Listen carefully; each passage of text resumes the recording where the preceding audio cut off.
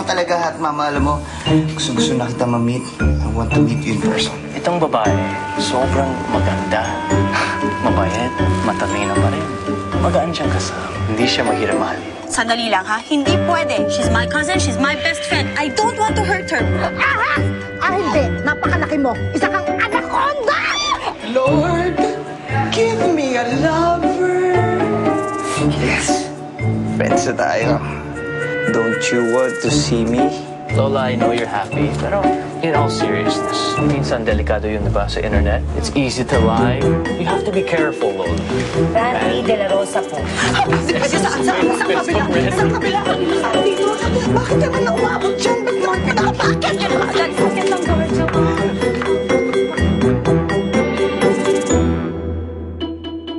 Paalisin niyo siya. Paalisin niyo. Ngayon na. Paalisin niyo. Sandali lang. Sandali lang. Huwag mo siya paalisin. Bastos yun. Pangit yun. Tama. Hindi. It's my prerogative. Dito ako nagtatrabaho. Ako ang magdidesisyon kung sinong bisita ang tatanggapin ko at kung sinong hindi. Hindi ko siya tatanggapin ngayon. Hindi. Paalisin niyo. Oo, paalisin niyo. Sandali lang. Huwag mo siya paalisin. Sandali. Hindi mo siya pwede paalisin.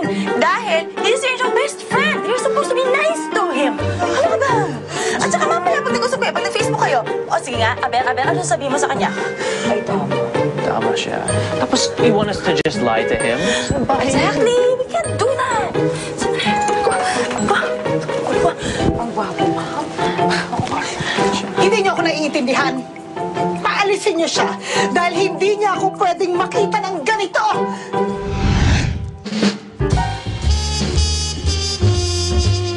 Ganda na studio, impressive. Oh, thanks. Yeah. Actually, we have one of the most high-tech editing facilities here. Okay, so, ano talaga na to? This Where- one? Yeah. These are the dressing room. Dressing room? Talaga, so dito si Lola? Siguro. Wala siya dito. Tingnan natin, check natin. Siguro baka pa pwede. Baka sa booth na siya, diba? Pero di ba galing din tayo sa booth? Or, sorry, pero... Sorry, I'll text her. Let's go to the booth. Oh my God! Is that you, Randy? Hi, so nice to meet you. Hi, nice to meet you, Hot Mama, Lola. This is such a surprise. Yeah, flowers for you. Oh, thank you. You're so thoughtful. Salamat. Anyway, speechless. Pero alam mo, nagkataon lang na pumunta ako dito. It's just so happy na meron akong meeting and which is maganda na rin dahil natapos na maaga.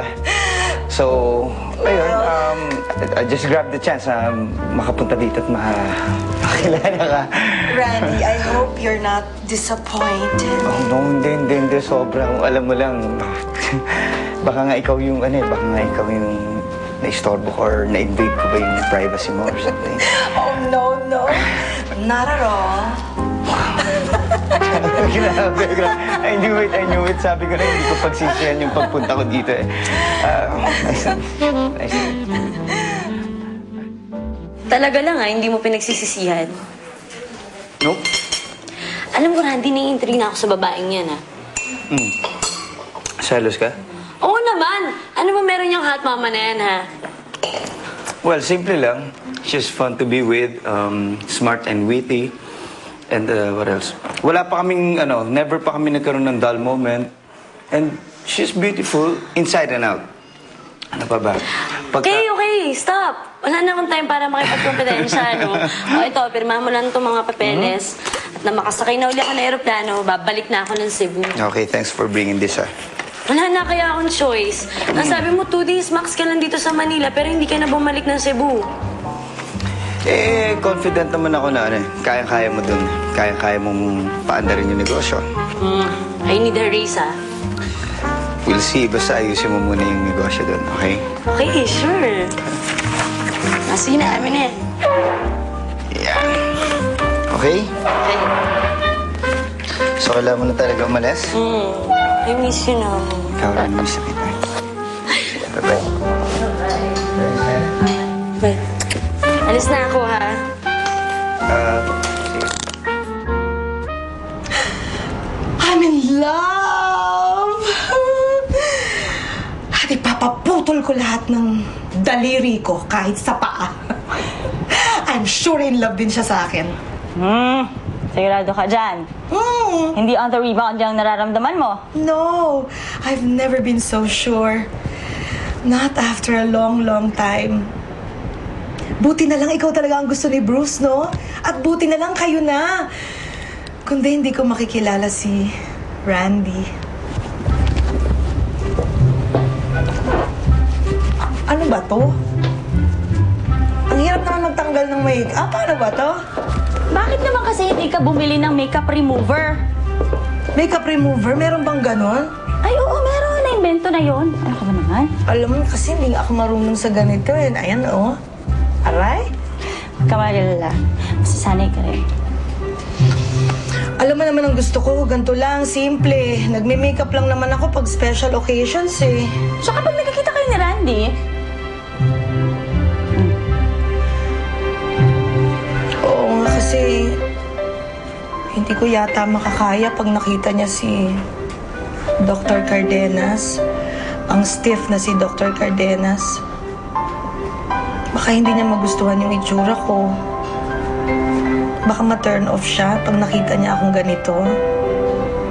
Pero hindi ko yata kayang maging hot mama all the time.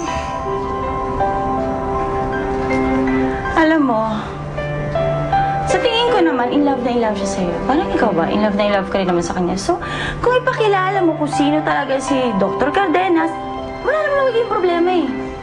Pakilala mo yan. Kung sino ka, si Dr. Cardenas na stiff. Ayan, Lola. Yan. Ganyan. Parang konti na lang. Mukha ka ng Lola. Ganyan. Sobra ka naman. Okay lang naman magmukhang lola eh. Basta meron akong lolo. At saka pwede huwag ka naman tumalon. Remember, my biological clock is ticking. And it's ticking real fast. So dapat mag-asawa na ako, magkaanak. Tapos tsaka ako magiging lola. Eh, ikaw na nga rin ang nagsabi that your biological clock is ticking. So, I suggest, gawin mo na ang dapat mong gawin. Ipakita mo sa kanya kung sino ka talaga. Ikaw rin nagsabi na, di ba? The truth shall set you free. O, di ko. Got the love on the phone, always on the